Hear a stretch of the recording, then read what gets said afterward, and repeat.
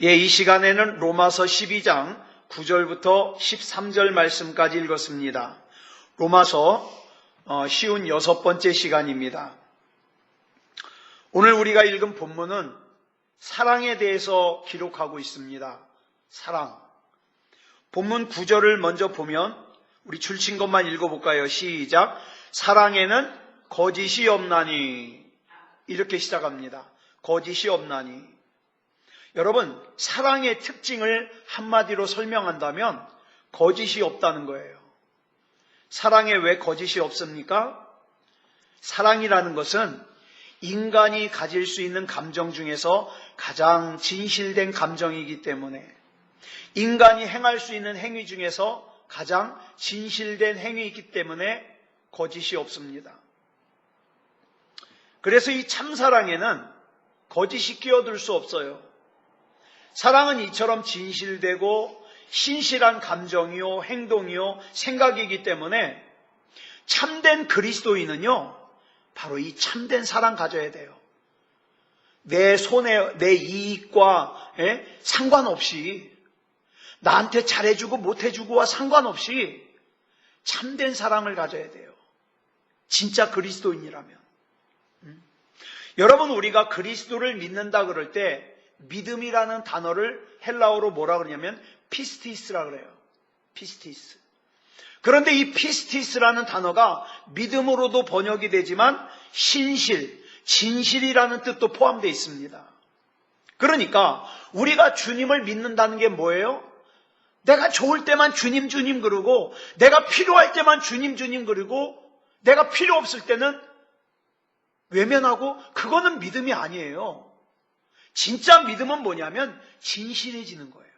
진실해지는 거. 우리가 주님을 믿는다는 것은 신실해지는 거예요. 그러므로 우리 주님을 신실하고 진실하게 사랑하는 사람이 어떻게 해요? 주님 앞에서 다른 사람도 진실하고 신실하게 대할 수 있어요. 이거 어려워요. 여러분, 다른 사람을 진실하고 신실하게 대하는 거 쉽지 않습니다. 그런데 여러분 보세요. 사랑에는 거짓이 없나니, 이 문장을 갖다가 문장을 그대로 문자적으로 해석하면 무슨 뜻이냐면, 사랑은 무대에서 말하지 않는다, 이 뜻이에요. 사랑은 무대에서 말하지 않는다. 왜요? 여러분, 연극하는 사람이 무대에서 말하는 거나 무대에서 행동하는 거 보세요. 뭐 로미오 사랑해. 진짜 사랑해요? 아니요. 사랑하는 연기예요. 사랑하는 척하는 행동이에요. 전혀 신실하지 않은 사람이 신실한 것처럼 연기하는 곳이 무대입니다. 전혀 진실하지 않은 사람이 진실된 것처럼 연기하는 곳이 무대입니다. 무대에서는 애절하게 사랑을 고백하지만 연극이 끝나면 아무 일도 없었다는 듯이 남으로 돌아가 버려요. 그렇기 때문에 성경은 사랑은 이렇게 무대에서 연기하는 것이 아니라 진심이다. 진심이다. 그렇기 때문에 하나님 안에서 성경이 말하는 사랑은 뭐냐? 진짜 사랑은 뭐냐? 무대에서 말하거나 무대에서 행동하는 것이 되면 안 된다 이 말이에요. 속으로는 다른 생각, 속으로는 다른 마음을 가지고 있으면서 사랑하는 척, 좋아하는 척, 진실한 척 하지 말라 이 말이에요. 예. 사랑은 진실과 신실을 연기하는 것이 아니라 진실로 진실해지고 신실해지는 거예요. 지금 저희 장모님이 수술하시고 병원에 계시잖아요. 제가 참 감동을 받았어요. 수술하시던 날 저희 장모님이 그 권수연 씨에게 이런 말씀을 하셔요. 수연아, 네가 내 딸로 태어나줘서 정말 고맙다. 그 수술실 바로 앞까지 가서 권수연 씨가 엄마 귀에다 대고 그러더라고요. 엄마, 사랑해. 제가 울컥하는 걸 참으려고 참 애썼습니다. 짧은 말이지만, 그죠? 네가 내 딸로 태어나줘서 고맙다. 엄마 사랑해. 굉장히 짧은 말이에요. 그렇지만 이 말에는 어떤 연기도 또 어떤 가식도 들어가지 않은 거죠. 여러분, 우리가 이런 마음으로, 우리가 이런 행동으로 하나님을 사랑할 수만 있다면 얼마나 좋을까요? 예. 사랑한다고 하면서 그 속에 거짓이 들어있다면 그것은 성경이 말하는 참다운 사랑이 아니에요. 여러분, 성경이 말하는 사랑이 왜 위대합니까? 어려운 거 해결해서요? 아니요. 성경이 말하는 사랑이 위대한 이유는요, 진실되고 신실하기 때문이에요. 나에게 조금 섭섭하다고 획 돌아서고 그런 거 없어요. 그런 거 없어요. 사랑에 거짓이 없는 이유, 사랑이 진실하고 신실한 이유는 사랑이라는 자체가 진짜 사랑이 본질적으로 악을 미워하고 선에 속하기 때문에 그래요. 사랑 자체가 진실하고 신실하기 때문에 언제나 선으로 드러납니다. 여러분, 우리 사랑장 아시죠? 고린도전서 13장 6절에 보니까 사랑을 이렇게 설명하고 있어요. 시작. 불의를 기뻐하지 아니하며 진리와 함께 기뻐하고. 보세요. 아니, 사랑하고 불의하고 무슨 상관이 있어요? 사랑하고 진리하고 무슨 상관이 있어요? 이 말씀을 보니까 불의와 진리, 악과 선은 절대 한 자리에 같이 있을 수 없다 이 말이에요. 불의가 있다는 건 무슨 뜻입니까? 진리가 나로부터 배척됐다는 뜻이에요. 나에게 선이 있다는 건 무슨 뜻이에요? 악이 그만큼 나로부터 물러갔다는 뜻이에요. 그러므로 내가 속으로 적당하게 불의와 죄와 타협하고 악을 즐기면서 진리도 조금 행하고 믿음도 조금 행하고 악한 생각도 하고 악한 행동도 하고 그런 건 진짜 사랑이 아니다 이 말입니다. 성경이 말하는. 따라서 악을 미워하는 것과 선을 행하는 것은요, 동전의 양면과 같아요. 같은 거예요. 악을 미워하는 것이 곧 선을 행하는 것이고 선을 행하는 것이 곧 악을 미워하는 것이라는 거예요. 다시 말해서 악을 미워하는 것과 선을 행하는 것은 같은 뜻이에요. 같은 뜻.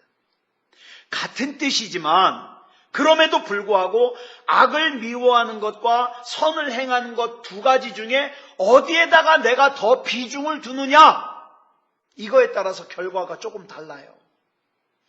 여러분 잘 아시는 바와 같이 제가 컵 이야기 종종 했었죠. 컵에 물이 반이 차 있어요. 예? 여러분, 컵에 물이 반이 차 있다는 건 무슨 뜻이에요? 반이 비어 있다는 뜻이기도 해요. 그런데 이 컵이 절반이 비어 있다고 보는 것과 아직 절반이나 남았다고 보는 것 중에 어디에 더 무게를 두느냐에 따라서 결과가 좀 달라요. 절반이 비어 있다는 데 무게를 두면 마음이 초조해집니다. 남은 절반마저 없어질까 봐. 그래서 그 컵에 물을 빨리 채우려고 서두르다가 어떻게 해요? 급한 마음에 이를 그르칠 수가 있어요. 그러나 반대로 아직 절반이나 차 있다는 데 무게를 두면 마음이 넉넉해지고 여유로워집니다. 악을 미워하는 것과 선을 행하는 것 역시 마찬가지예요. 악을 미워한다 그래서 악한 것만 찾아다니면서 미워할 필요 없어요. 뭐 하면 돼요? 내 안에 선을 담으면 돼요.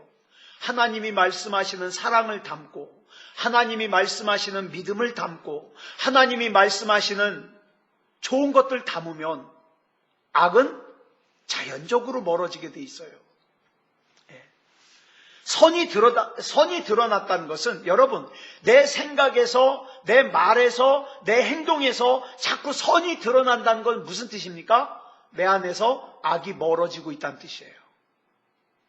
그래서 로마서 12장 21절을 보니까 이렇게 권면하고 있습니다. 시작. 악에게 지지 말고 선으로 악을 이기라. 네가 나한테 이랬으니까 두고 보자. 내가 배로 갚아줄 거야. 이건 선으로 악을 이기는 게 아니에요. 그런 얘기 있잖아요. 어떤 사람이 꽃을 꺾으려고 꽃을 탁 쳤더니, 시중에 그런 게 있어요. 꽃을 탁 쳤더니 꽃이 자기를 친 그 사람의 손에 꽃향기를 묻혀줬다는 거예요. 여러분, 누구 속상하게 하는 사람이 있습니까? 그럼 그 사람 위해서 기도해 주세요. 네. 마음 아프게 하는 사람 있어요? 그럼 그 사람을 위해서 축복해 주세요. 그게 뭐예요? 선으로 악을 이기는 거예요. 네. 선을 행하는 것이 악을 미워하는 것이고 악을 물리치는 거예요. 그렇다면 거짓 없는 사랑이, 악을 미워하고 선을 행하는 그 사랑이 사람과의 관계에서는 구체적으로 어떻게 드러나는가? 본문 10절 상반절을 보면 이렇게 기록하고 있어요. 줄친 것만 시작. 형제를 사랑하여. 본문 13절을 보면 이런 말씀이 나와요. 성도에 쓸 것을 공급하며 손 대접하기를 힘쓰라. 여기 손은 손님이죠. 그러니까 성도들의 쓸 것을 공급하는 것과 손님 대접하는 것을 따로 기록하고 있어요. 그러니까 여기 지금 이 10절에서 형제를 사랑하여, 여기서 나오는 형제는 뭐 그리스도 안에서 형제 자매된 성도를 의미하는 게 아니라 진짜 우리 육체 혈육을 얘기하는 거예요. 육체적인 형제. 한 핏줄을 이어받은, 육체의 핏줄을 이어받은 형제. 그 형제를 사랑하라는 거예요. 거짓 없는 사랑을 행하고 악을 미워하고 선을 행한다면 그 행함이 무엇으로 나타나요? 내 친형제를 사랑하는 것으로 나타나요. 여러분, 우리 형제가 한 부모님의 핏줄을 받아 한 형제로 태어났다는 건 정말 대단한 인연이에요. 하나님께서 맺어주신 관계예요. 언뜻 생각하면 형제니까, 한 부모 밑에서 태어난 형제니까 갈등이 있겠어? 갈등 없겠지. 사랑할 수도 있을 거가. 사랑은 쉽지, 형제인데. 정말 그럴까요? 안 그런 사람 많아요. 예. 한 뱃속에서 태어난 형제인데도요, 성격이 제각각이에요. 예? 사랑하는 것도 제각각이에요. 어떤 형제는요, 형제를 위해서라면 무조건 희생해요. 자기는 학교도 안 가면서, 자기는 직장에서 취직해가지고 일하면서 동생들 막 다 가르쳐요. 대학까지. 그리고 어떻게 해요? 동생들 다 자리 잡을 때까지 결혼도 안 해요. 그런 사람 많아요. 저 많이 봤어요.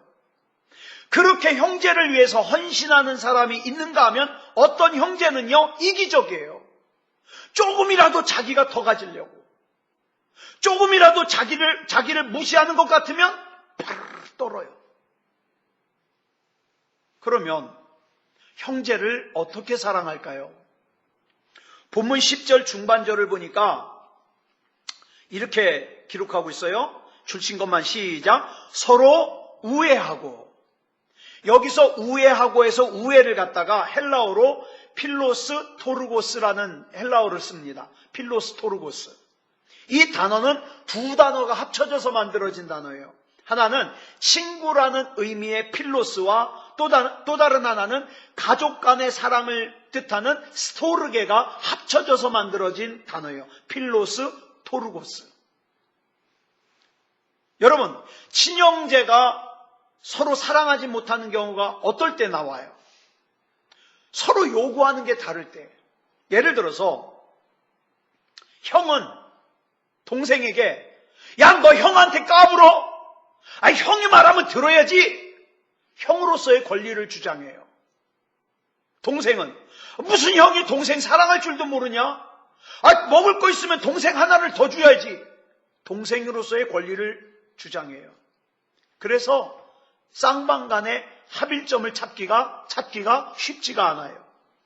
그런데 그 다음 본문 10절 중반절을 보니까 뭐라 그랬어요? 줄친 것만 시작. 존경하기를. 여러분, 누군가를 존경한다는 것은 대단히 어려운 일이에요. 진짜 존경하는 것은. 왜? 진짜 존경하려면 그 사람과 나와의 거리를 인정을 해야 돼요. 그런데 하나님께서는 지금 뭐라 그랬어요? 형제를, 네 핏줄의 혈육을 존경하라는 거예요. 네? 세상에서는 형제를 사랑하라, 아껴줘라 이런 말은 맞는데 여러분, 성경에는 뭐가 나와요? 형제를 존경하래요. 존경하라. 존경이 뭐라고요? 형제 간의 거리를 인정하라는 거예요. 여러분, 부부는 몇 촌입니까? 무촌이에요.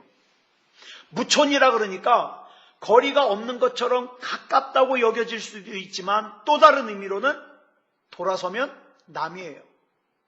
그게 부부예요. 그런데 이 부부가 부부간의 거리를 인정할 때 서로를 존중할 수 있어요. 부부가 일심동체가 된다는 것은 부부간의 거리를 제로로 만드는 게 아니에요. 여러분, 우리는 생겨먹기를 달라요. 부부가. 그렇잖아요? 하나님께서 아담과 하와를 만드실 때에도 아담과 하와를 만드는 재료 자체가 달라요. 방법이 달라요. 그런데 어떻게 부부가 똑같겠어요? 근데 어리석은 사람은 부부가 남편은 아내가 자기와 똑같기를 요구해요. 아내는 남편이 자기와 똑같기를 요구해요. 이건 바보 천치예요.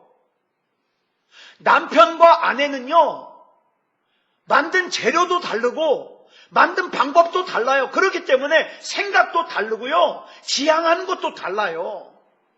그러니까 그 거리를, 그 간극을 이해하는 것이 존경할 수 있는 방법이에요. 부모와 자식 간의 차이는 몇 촌이에요? 1촌이죠? 1촌. 그런데 1촌이니까 굉장히 가깝다고 생각되는데 이 가까운 것 때문에 어떤 부모는요, 자식을 갖다가 자기 맘대로 만들려고 그래요. 넌 이렇게 해야 돼. 넌 이렇게 살아야 돼. 그러다가 뭡니까? 그 1촌의 거리를 인정을 안 하려고 그래요. 대개의 부모는 자녀가 부모와 같은 생각을 가질 때 그 자녀 착하다 그래요. 효자, 효녀라 그래요. 그런데 그런 부모일수록 자녀에게 상처를 주기 쉽습니다. 여러분 기억하세요. 부모와 자녀 사이는 1촌이에요.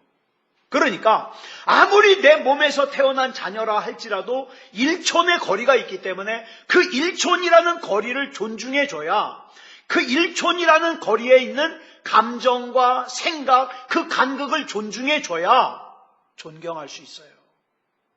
이걸 인정하지 않으면 어느 날 한순간에 자녀는 부모의 품을 떠나버립니다. 어쩌면 부모 앞에서는 순종하는 척하지만 이미 마음이 떠나고 생각이 떠나기가 쉬워요. 그러지 않으려면 부모는 자녀를 존중해줘야 되고 존경해줘야 되고 자녀는 부모를 존경해야죠. 존경할 수 있어야 되겠죠. 그 다음에 형제는 2촌입니다. 형제가 형제를 사랑하고 존중하는 것은 2촌의 거리를 인정하는 거예요. 그래, 너하고 나는 2촌이기 때문에 100% 나하고 같을 수가 없구나. 이걸 인정해줘야 돼요. 형제가 많으면 많을수록 생각들이 다양합니다. 예를 들어 마지라는 이유만으로 다른 형제들을 지배하고 군림하려고만 하면 그건 뭐예요? 2촌이라는 거리를 인정 안 하는 거예요. 형제 간의 2촌의 거리를 인정한다면 다른 형제를 지배하려고 하거나 무시하지 않고 어떻게 해요? 서로의 마음과 뜻과 생각과 감정을 존중해 주는 거예요. 아무리 나이 차이가 많은 형제라도 존중해 주는 거예요. 그 속에 거짓 없는 사랑이 품어지는 거죠. 그 다음 본문 10절 하반절 보겠습니다. 줄친 것만 시작. 서로 먼저 하며. 참 성경은 읽을수록 기가 막혀요. 우리는 어떻게 해요?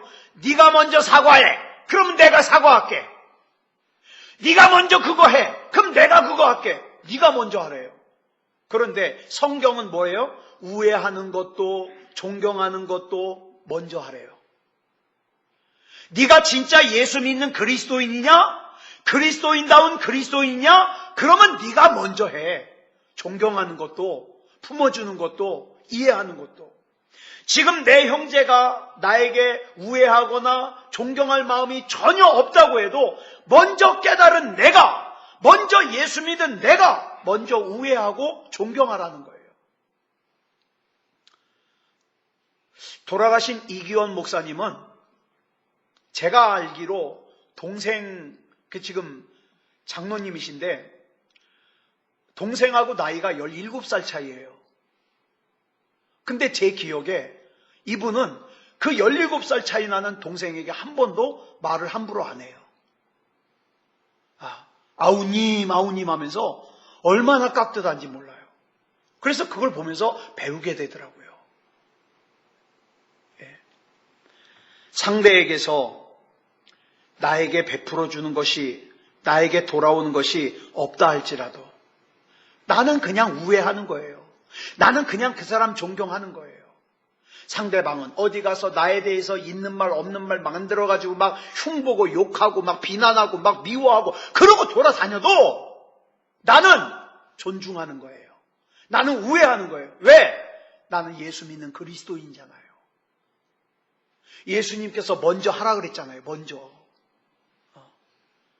그래서 예수 믿는 게 어렵다는 거예요. 교회 다니는 건 쉬운데 예수 믿는 건 어려워요. 네.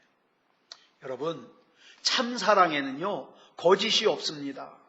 거짓 없는 사랑이란 악을 미워하고 선을 행하는 사랑이에요. 그것은 친형제 간에도 어떻게 해요? 서로 이해하고 존경하는 걸로 드러납니다. 그러나 사랑이 이렇게 친형제지간만으로 끝난다면 또 그건 성경이 말하는 참사랑이 아니에요. 참사랑은요 핏줄 관계를 넘어섭니다. 가정의 울타리를 뛰어넘습니다. 본문 13절 보겠습니다. 시작. 성도들의 쓸 것을 공급하며 손 대접하기를 힘쓰라. 참사랑은요 가족을 넘어 교회 안에서 함께 신앙생활하는 교우들에게 뭔가 어려운 일이 없는가, 뭔가 힘든 일이 없는가 돌아보는 것까지 가요. 더 나아가 내가 전혀 알지 못하는 사람에게까지 확대되는 것이 거짓 없는 참사랑의 특징이에요. 예수님이 그런 말씀하셨잖아요. 네 형제 사랑하지도 못하면서 네가 이웃을 사랑한다 그러냐? 그거 거짓말이다. 그죠? 내가 어떻게 내 혈육을 사랑하지 못하면서 이웃을 사랑한다 그러겠어요? 자, 여기서 성도들의 쓸 것을 공급하며 라는 구절은 한 교회에서 신앙생활, 함께 신앙생활하는 그런 성도들에 대한 내용이에요. 함께 신앙생활하는 성도들의 쓸 것을 공급하는 것이 참 간단한 일 같아요. 왜? 경제적으로 어려우면 돈 몇 푼 쥐어주면 될 것 같고, 쌀이 없으면 쌀 떨어졌으면 쌀 좀 퍼다 주면 될 것 같은데, 간단할 것 같은데 간단하지가 않아요. 성경이 말하는 게 뭐냐? 상대방에게 필요할 것이라고 판단해서 내 임의로 공급한 사람들이 그러잖아요. 저 사람 돈이 필요할 것 같아. 돈 주면 돼요. 먹을 게 필요할 것 같아. 먹을 걸 줘요. 그러나 상대방이 실제로 필요로 하는 것이 뭔지를 알기 위해서는 그 사람의 입장에서 서야 돼요. 요번 주 주보에 제가 짤막하게 글 쓰는 거에 시인 릴케 이야기가 나와요. 저는 처음 알았어요. 이 릴케가요. 여러분 생각하는 사람 조각한 로댕 있잖아요. 로댕 심부름을 한 적이 있대요. 프랑스에서. 근데 이 릴케가 어느 날 친구랑 같이 이렇게 다니는데 이 친구가 거리에서 만난 한 가난한 할머니에게 만날 때마다 돈을 조금씩 주는 거예요. 이걸로 오늘 필요한 거 음식 사서 드시라고. 근데 릴케는 한 번도 안 주는 거예요. 그래서 옆에 있는 친구가 보다 못해서 어떻게 자네 그럴 수가 있는가. 한 번이라도 좀 도와줘야지. 그랬더니 릴케가 알았어. 그러더니 세상에 어디서 꽃을 사다가 그 할머니를 준 거예요. 꽃. 오늘 하루 돈이 없으면 하루 굶어야 되는 할머니한테 꽃이 무슨 소용이 있겠어요. 근데 그 할머니가 그 꽃을 받고요. 구걸하러 일주일 넘게 안 나오시더래요. 그러다가 일주일 뒤에 나오더니 그 할머니가 지나가는 릴케를 보더니 일주일 동안 행복했다고. 이 친구가 이해를 못하는 거예요. 아니, 저 할머니는 지금 먹을 게 필요한데. 그랬더니 릴케가 이런 말을 하더래요. 하루 먹어서 배불러서 만족을 얻는 것이 있고 일주일 동안 행복하면서 만족하는 것이 있다. 제가 그거를 읽고 무슨 생각했냐? 나에게 하나님은 얼마 동안의 만족일까? 이런 생각을 했거든요. 그러니까 여러분, 상대방에게 뭔가를 공급할 때 이 사람이 지금 뭘 만족해 하는가? 뭘 필요로 하는가? 뭘 정말 행복해 할까? 이걸 알아주는 거. 상대방이 실제로 필요로 하는 것이 뭔가를 알기 위해서는 그 사람의 입장에 서봐야 돼요. 그 할머니가 그 꽃을 받고 일주일 동안 행복해 할 줄 누가 알았겠어요? 그죠? 자, 무엇이 필요한지 알고 난 뒤 그것을 전해줄 때는 먼저 뭘 줘야 돼요? 마음을 주는 거예요. 돈 먼저 주는 게 아니에요.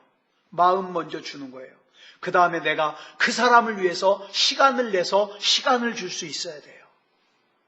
물질은 세 번째예요.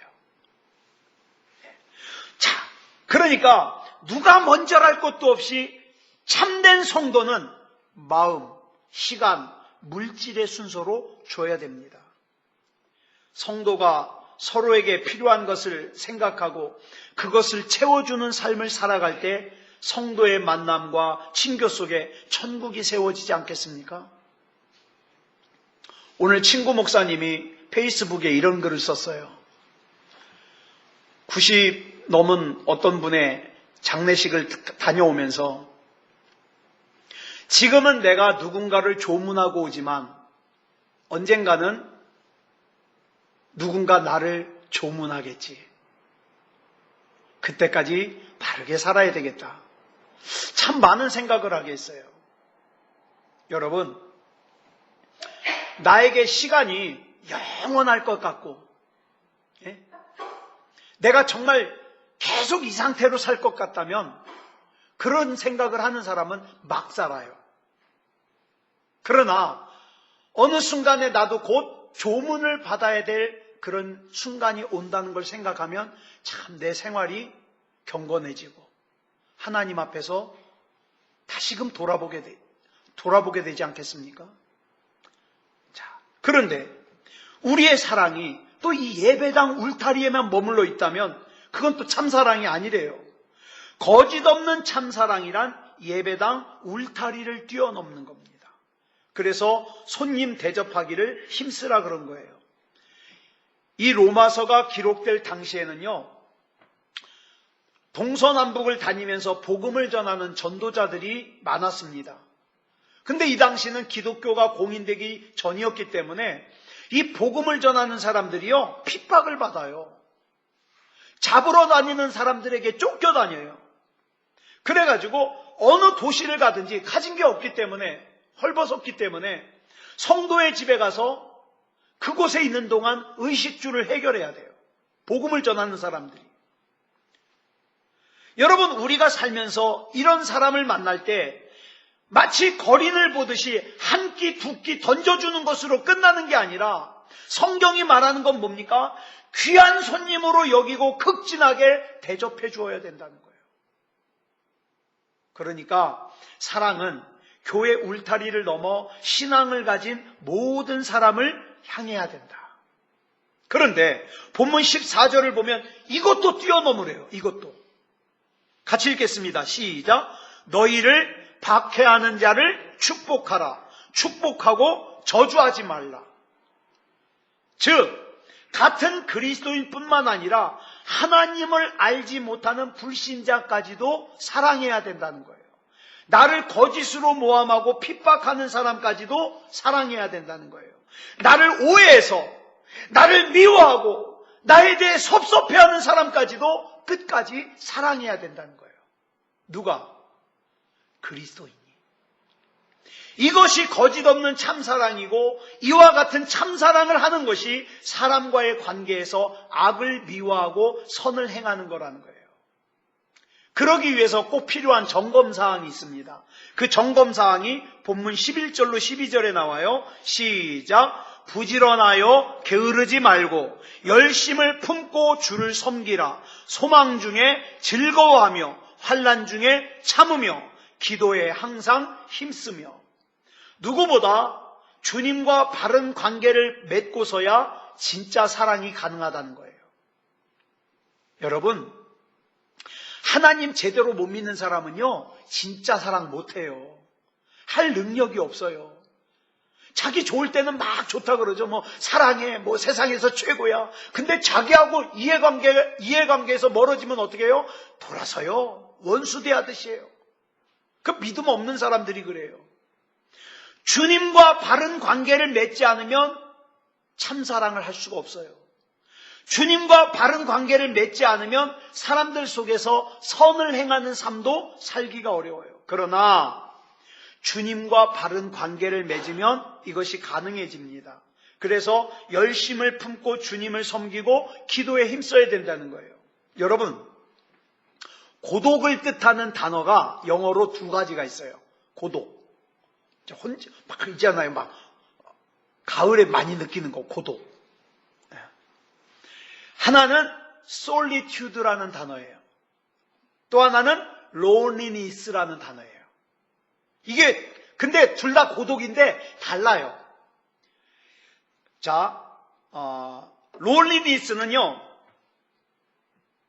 내가 다른 사람들과 함께 있고 싶은데 내게 허물이 있어서, 내게 잘못이 있어서 다른 사람들이 나를 왕따시켜서 내 의지와 상관없이 혼자 있는 고독이에요. 근데 솔리튜드는 아니에요. 충분히 다른 사람들과 같이 있을 수 있고 사귈 수 있는데 내 스스로를 내가 격리시켜서 어떻게 해요? 고독한 거예요. 뭐 하려고? 하나님의 말씀을 묵상하고 하나님과의 관계가 깊어지기 위해서. 이게 솔리튜드예요. 다르죠? 그러니까 이 그리스도인들이요, 친구가 많은 건 좋아요. 좋은 거예요. 근데 이 친구 많은 것 때문에, 세상 일이 바쁜 것 때문에 내가 하나님 말씀을 읽을 시간조차 없다. 이건 문제죠. 이럴 때는 우리가 어떻게 해야 돼요? 솔리튜드 해야 돼요. 억지로라도 시간을 만들어서 단 30분이라도 하나님의 말씀을 읽고 묵상하고 하나님의 뜻을 생각할 수 있는 이런 시간이 중요하다 이 말이에요. 아울러 의식적으로 다른 사람들과의 만남을 차단하고 고독하게 하나님만을 바라보는 시간을 가져야 돼요. 무엇을 위한 고독이에요? 하나님의 사랑으로 나를 채우기 위한 고독이에요. 예? 로마서 1장부터 11장까지의 핵심이 뭐예요? 인간에 대한 하나님의 사랑이에요.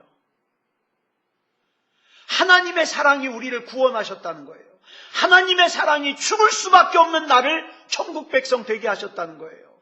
하나님의 사랑이 당신의 독생자 예수 그리스도를 십자가에 내어 주시기까지 내 죄값을 치러주셨다는 거예요. 그런데 그 하나님을 위해서 내가 하루에 단 1시간 못 낸다. 이 문제 있죠. 예. TV를 위해서는 시간을 많이 할애하는데 내가 하나님으로 채우고 하나님의 은혜로 채우고 하나님의 사랑으로 채우는 그 시간을 1시간을 못 낸다. 여러분, 진짜 하나님의 사랑을 안다면, 이 하나님의 사랑으로 인한 구원을 내가 깊이 인식한다면 그런 사람은 로마서 12장부터 16장까지의 삶을 살 수 있어요. 내가 주님께서 원하시는 삶을 살기 위해서는 주님의 사랑으로 나를 채우는 시간이 있어야 돼요. 너무 사람들과 부대껴서 사람들과 사는데 너무 바빠가지고 사람 때문에 상처받고 사람 때문에 삐치고 사람 때문에 심지어는 사람 때문에 신앙까지 멀어지고 이게 뭐냐 말이에요. 하나님의 은혜로 채워가지고 사람과의 관계를 회복해야 되는데 사람 때문에 하나님을 떠나요. 그러면 안 되죠. 그러므로 우리는 예수 그리스도 안에서 사랑 못할 사람이 없음을 고백하고 믿음으로 살아야 됩니다. 사랑하는 여러분, 저와 여러분이 더 달라져야 돼요. 왜? 저와 여러분 그리스도인이잖아요. 정말 하나님 믿잖아요. 제가 안병동을 저는 병원 갈 때, 저는 병원을 가면은 참 힘들어요. 신방 갈 때도 힘들고.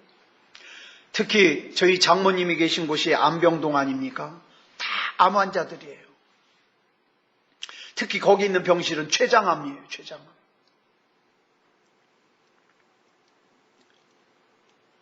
어떤 50대 중후반 되는 아줌마는 그런 얘기를 했대요. 자기에게 애가 둘 있는데 나 살아야 된대요. 지금 우리 애 둘이서 맨날 울고 난리라는 거예요. 나 어떻게든지 살아야 된다는 거예요. 그러면서 막 살 방법을 찾고 살아야 될 치료법을 찾고 살아야 될 약을 찾고 그 삶에 대한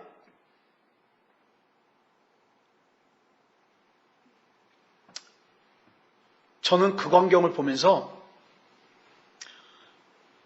영원한 생명의 중요성을 안다면 이런 생각을 했어요. 영원한 생명.